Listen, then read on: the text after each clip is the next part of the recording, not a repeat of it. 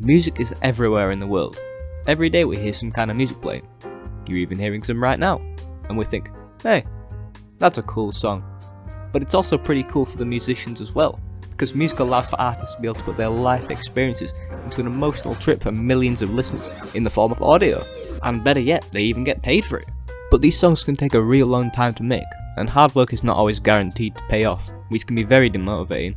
But with most songs, musicians will go all in, and they'll try their hardest to make the best possible music that they're capable of. They're going with the mindset of, I'm going to create the best piece of work ever.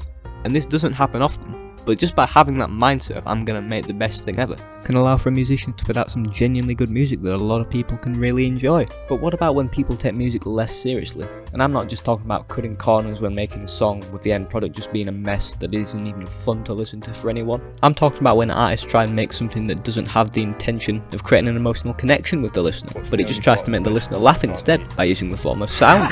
Well, this is known as comedy music, and this genre is actually pretty big, and it even dates back to ancient Greek times when jokes were used in poetry and comedic songs were sung in festivals. And all I can imagine when I think about that is just the gods from ancient Greece just diss tracks on each other.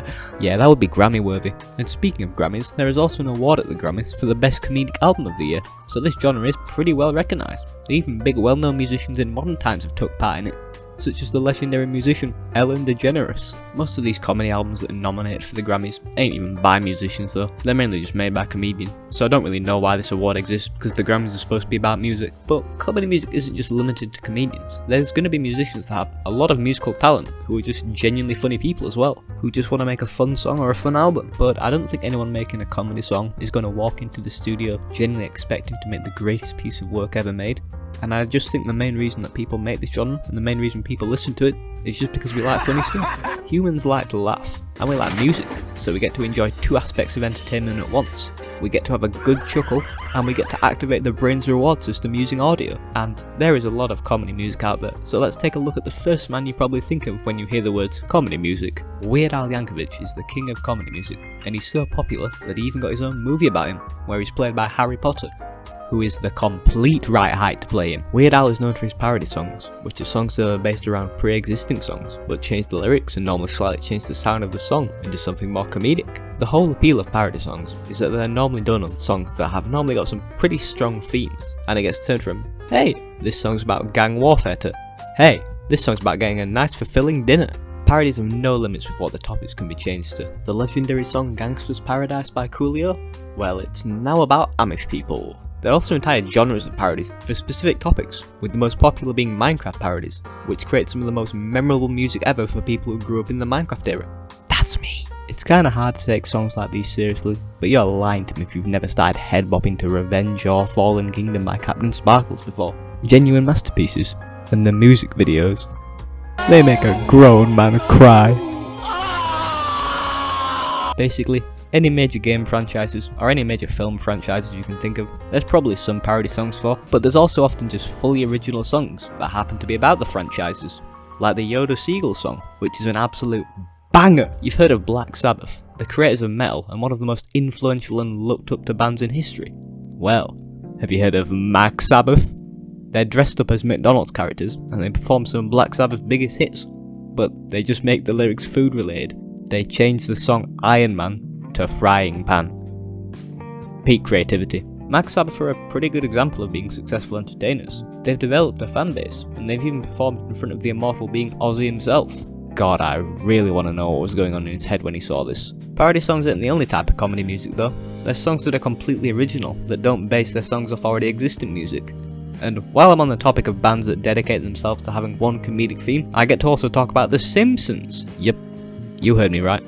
There's a band called Oakley Dokley who write entirely original songs in the theme of Ned Flanders. Just imagine this, you go to a concert, having a great time, and then all of a sudden 5 guys all dressed as Ned Flanders walk onto the stage and start performing a song called White Wine Spritzer. That would be in the same league of performance as Live Aid. And there's also other bigger comedy bands who don't really have a theme, like Tenacious D and Steel Panther. And normally bands like these that make full-on comedy music are normally actually really talented musicians who are capable of writing some very interesting music. But since they don't take themselves seriously, it unlocks all kinds of creativity with their writing, such as a song about beating the devil in a music battle. And I don't mean some boring crossroads scene where the Karate Kid beats Steve Vai in a shred off. I mean a song where Jack Black says, and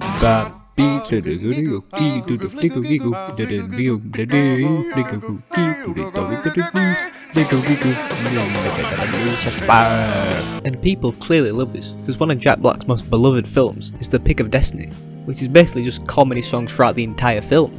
Same with Spinal Tap. You don't even got to be dedicated to the comedy genre to make a comedy song. Proven by AC/DC, who wrote a song called Big Balls. You could literally take any topic that you would like, and there's a way that you can make a comedy song out of it. For example, let's read these lyrics from a song called On the Floor by Ice JJ Fish. It's something about your girl that just makes my head wanna twirl.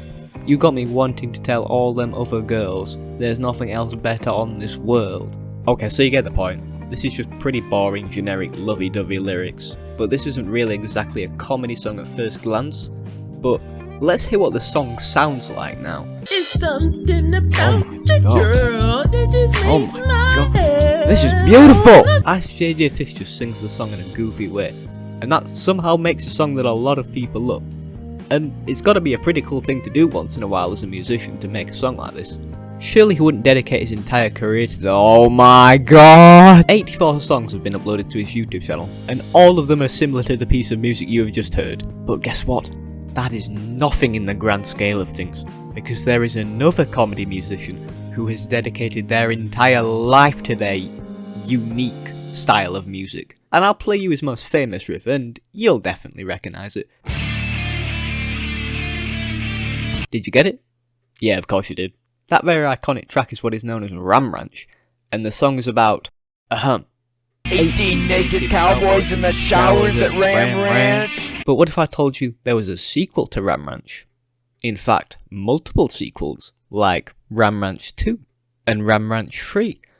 Oh look, there's Ram Ranch 7. Ram Ranch 32, that's like double what there is on a normal album. And they're all about gay cowboys. But every single song is unique. They're all different from each other. And if you had to guess how many Ram Ranch songs there were, what would you say? 50? Nah, not quite. 100? Nah, that'd be way too much. You're probably thinking, wrong. There are over 300 Ram Ranch songs. And right now you must be thinking, what the hell? This is insanity. And you might think that. But this is even further beyond insanity. Because there are 718 Ram Ranch songs. That is surprisingly close to the same amount of days as there are in 2 whole years. Grant McDonald has quite literally dedicated his entire life to making Ram Ranch. But Ram Ranch is consistent with the themes that show up in all of the songs. What about comedy songs that are about the most insane things possible that don't make any sense at all? Well, this can be classed as meme rap. When you think of any kind of meme music, you're probably going to think of something like...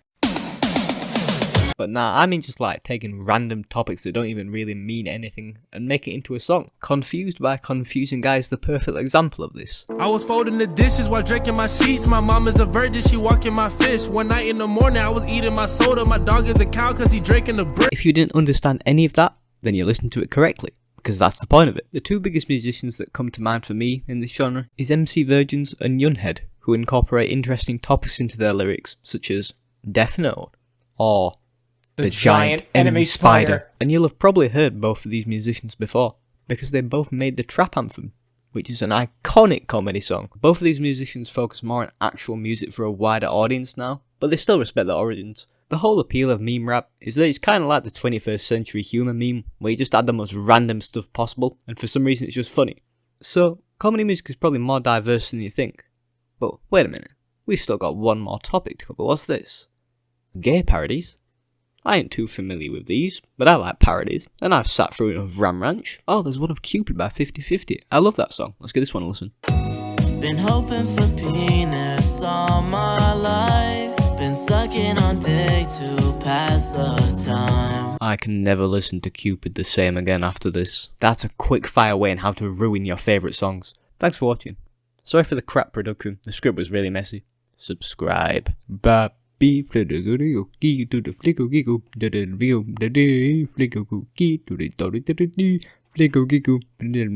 Lucifer.